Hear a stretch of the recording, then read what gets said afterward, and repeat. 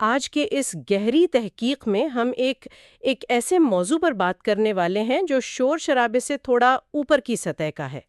اکثر جب ہم پاکستان کے سیاسی اور میڈیا کے نظام پر نظر ڈالتے ہیں تو ہر طرف ایک بکھراؤ سا نظر آتا ہے، ایک شدید تقسیم ہے۔ ہاں، مطلب ایک ایسی پولرائزیشن جسے نظر انداز کرنا ناممکن ہے۔ بالکل، اور آج جو دستاویزات اور سورسز ہمارے پاس ہیں ان میں اسی سیاسی کشمکش اور میڈیا کی پولرائزیشن کا بہت گہرا تجزیہ کیا گیا ہے۔ ساتھ ہی اس بحران سے نکلنے کے لیے ایک نئے فریم ورک، ایک نئے ڈھانچے کا ذکر ہے جو دلاور خان نے پیش کیا ہے۔ صحیح۔ تو آج کی اس گفتگو کا بنیادی مقصد ہی یہی ہے کہ اس بات کو سمجھا جائے کہ کیسے صرف جذباتی نعروں کے بجائے ایک مضبوط نظام یعنی ایک سسٹم آرکیٹیکچر کی ضرورت ہوتی ہے۔ ہمیں یہ بالکل واضح کرنا ہے کہ اس تحقیق میں ہمارا مقصد غیر جانبدار رہنا ہے۔ ٹھیک ہے، تو اس وضاحت کے بعد سیدھا مدعے پر آتے ہیں۔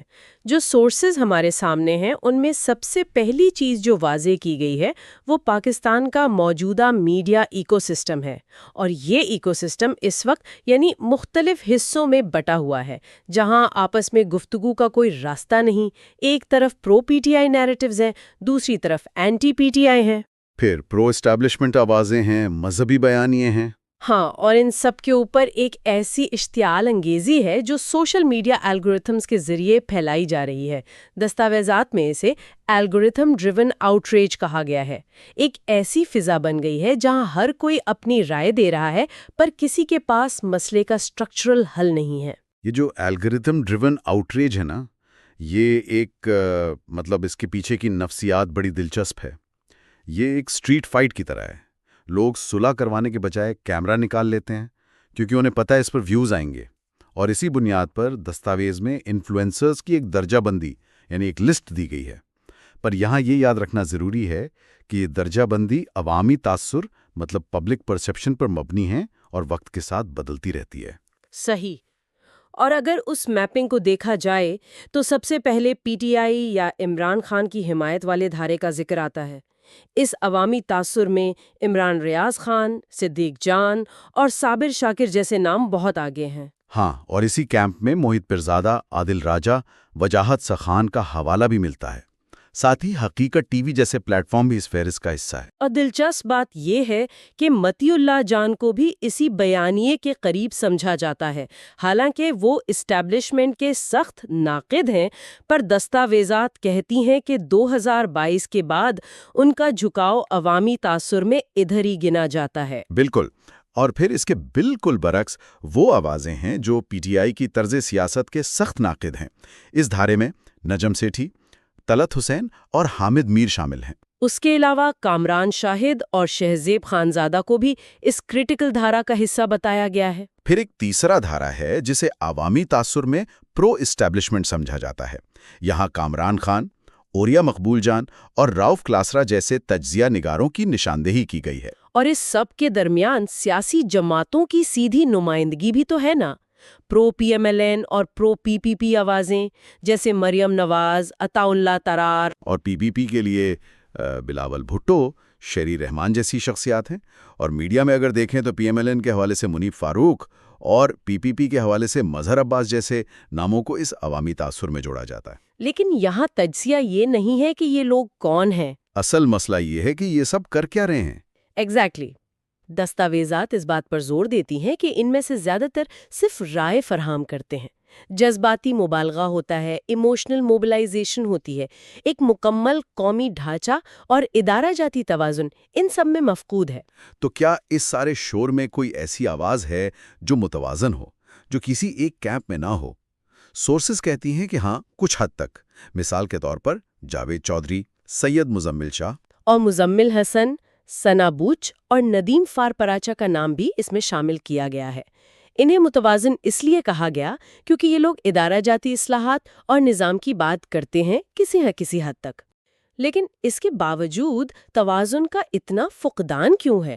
پورا میڈیا لینڈسکیپ آخر اتنا بکھرا ہوا کیوں ہے؟ اس کی وجہ دستاویزات میں اسٹرکچرل بتائی گئی ہے۔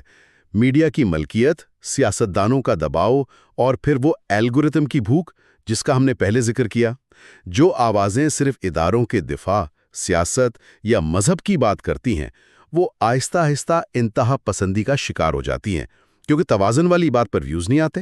صحیح کہہ رہے ہیں، اور اسی غصے اور تقسیم کی وجہ سے ملک ایک بحران کے چکر میں پھنس جاتا ہے۔ دستاویز نے اسے کرائسس سائیکل کا نام دیا ہے، اور یہ چکر شروع ہوتا ہے جذباتی تحریک سے، یعنی ایموشنل موبلائزیشن سے۔ وہیں سے آغاز ہوتا ہے۔ جذبات بھڑکنے کے بعد اگلا قدم سیاسی تصادم ہوتا ہے، پولیٹیکل کانفرنٹیشن ہوتی ہے سڑک پر، جس پر پھر ریاستی ادارے اپنا رد عمل دیتے ہیں، ان کا پش بیک آتا ہے۔ اور اداروں کے پش بیک کے بعد میڈیا کی تقسیم مزید گہری ہو جاتی ہے۔ ہر کوئی اپنی اپنی سائڈ چن لیتا ہے۔ اور اس افراتفری کا بڑا نتیجہ نکلتا ہے معاشی بے یقینی۔ مہنگائی بڑھتی ہے، کاروبار رک جاتے ہیں، جس سے آخر میں عوامی مایوسی پیدا ہوتی ہے۔ اور چکر یہاں رکتا نہیں ہے۔ اسی مایوسی اور غصے کو دوبارہ استعمال کر کے نئے سرے سے جذباتی تحریک شروع کر دی جاتی ہے۔ یہ ایک اینڈ لیس لوپ ہے۔ اور اس لوپ کو توڑنے کے لیے ہی ایکسپلمپ ڈھانچے کو فراہم کردہ سورسز میں تصویر کیا گیا ہے۔ پہلے تو مجھے لگا یہ کوئی نئی پارٹی یا مینیفیسٹو ہوگا، پر دستاویزات سے واضح ہوتا ہے کہ یہ کوئی پروپیگنڈا یا مذہبی نعرہ نہیں ہے۔ نہیں، یہ ایک کثیر الجہاتی ڈھانچہ ہے، ایک انسانیت پر مبنی فریم ورک۔ اس کی بنیاد انضمام پر ہے، مطلب انٹیگریشن۔ یہ ان سب چیزوں کو ملاتا ہے جو ہمیں الگ الگ لگتی ہیں۔ وہی نا، مجھے حیرانی ہوئی جب میں دیکھ رہی تھی کہ یہ ڈھانچہ کتنی فیلڈز کو جوڑ رہا ہے۔ اس میں قرآنی اخلاقیات ہیں، نبوی طرز حکمرانی کا حوالہ ہے، اور صرف یہی نہیں، اسے سائنسی سسٹمز تھنکنگ، انسانی نفسیات اور ماڈرن معاشی پیداوار کے ماڈلز کے ساتھ انٹیگریٹ کیا گیا ہے۔ یہ سننے میں شاید کمپلیکس لگے، پر دستاویزات اسے پاکستان کے بنیادی مسئلے کا پریکٹیکل حل بتاتی ہیں۔ اور مسئلہ کیا ہے؟ مسئلہ طاقت نہیں ہے، بلکہ بے ہمتی طاقت ہے، ان بیلنسڈ پاور۔ یہ پوائنٹ بہت اہم ہے۔ اگر ہم عمران خان کو دیکھیں تو وہ انسانی سیاسی طاقت کی نمائندگی کرتے ہیں، ایک را پبلک پاور۔ دوسری طرف اسٹیبلشمنٹ ہے جو ادارہ جاتی طاقت یعنی انسٹیٹیوشنل اسٹیٹ پاور کو کنٹرول کرتی ہے۔ اور یہ دونوں فورسز آپس میں ٹکرا رہی ہیں کیونکہ ان کے درمیان کوئی جوڑ نہیں ہے۔ صحیح، دونوں کے درمیان تیسرا اور غائب ستون یہی منظم تہذیبی ڈھانچہ ہے جو ایکسلمپ پیش کرتا ہے۔ ایک سٹرکچرڈ سویلائزیشنل فریم ورک کے بغیر یہ طاقتیں آپس میں لڑتی رہیں گی اور ملک کا نقصان ہوگا۔ مطلب مقصد شخصیت کو شخصیت سے لڑانا نہیں ہے، سسٹم بنام افراتفری، یعنی سسٹم ورسز کھیوس کا تصور ہے اس میں۔ بالکل، ایکسلم کہتا ہے کہ نعروں سے پہلے نظام بنانا ضروری ہے۔ مقبولیت حاصل کرنے سے پہلے معاشی اور ادارتی پیداوار پیدا کرنا اہم ہے۔ اسے پاکستان 2.0 کے لیے ایک نیشنل الائنمنٹ فریم ورک بنایا گیا ہے۔ ٹھیک ہے، اب جب کہ ہم ان تمام پہلوؤں کو دیکھ چکے ہیں، یعنی انفلوئنسز کی درجہ بندی سے لے کر کرائسس سائیکل اور پھر ایکسلم کی بات، تو اس کا بنیادی خلاصہ کیا نکلتا ہے؟ اگر لوگ ان دستاویزات پر غور کریں تو انہیں اس سب کی پرواہ کیوں کرنی چاہیے؟ میرا خیال ہے کہ اس کا سب سے بڑا سبق یہ ہے کہ ہم روزمرہ کی خبروں اور نعروں کے پیچھے چھپے ہوئے نظام کو دیکھنا سیکھیں۔ جب بھی کوئی تجزیہ نگار یا ولاگر بات کرے تو سننے والوں کو یہ فرق کرنا آنا چاہیے کہ کیا یہ شخص واقعی کوئی ادارہ جاتی اصلاحات بتا رہا ہے یا صرف ان کے جذبات سے کھیل کر ویوز لے رہا ہے۔ بالکل، جذبات اور حقیقی نظام کی تعمیر میں فرق کرنا بہت ضروری ہو گیا ہے۔ لیکن اس ساری تحقیق کو سمیٹتے ہوئے میرے ذہن میں ایک ایسی سوچ ضرور آ رہی ہے جو سورسز میں اس طرح واضح نہیں ہے، پر انہی حالات سے ابھرتی ہے۔ جی، کیا سوچ ہے وہ؟ اگر اس وقت پورا میڈیا اور سوشل میڈیا نظام، یعنی ان پلیٹ فارمز کے الگوریدمز اور منافع کا طریقہ کار صرف جذبات اور اشتعال کو فروغ دینے پر مبنی ہے، تو کیا ایکسپلم ایسا کوئی سنجیدہ اور سسٹمیٹک ڈھانچہ ان پلیٹ فارمز پر عوامی مقبولیت حاصل کر سکتا ہے؟ ہاں وہی، کیا عوام ان پلیٹ فارمز کے ذریعے کسی منطق یا سسٹم کی بات سننے کو تیار ہوگی، یا پھر نظام کو ٹھیک کرنے سے پہلے اس ٹیکنالوجی کو ٹھیک کرنا پڑے گا جو آج ہماری پوری توجہ کو کنٹرول کر رہی ہے؟ یہ ایک بہت گہرا اور چھپتا ہوا سوال ہے۔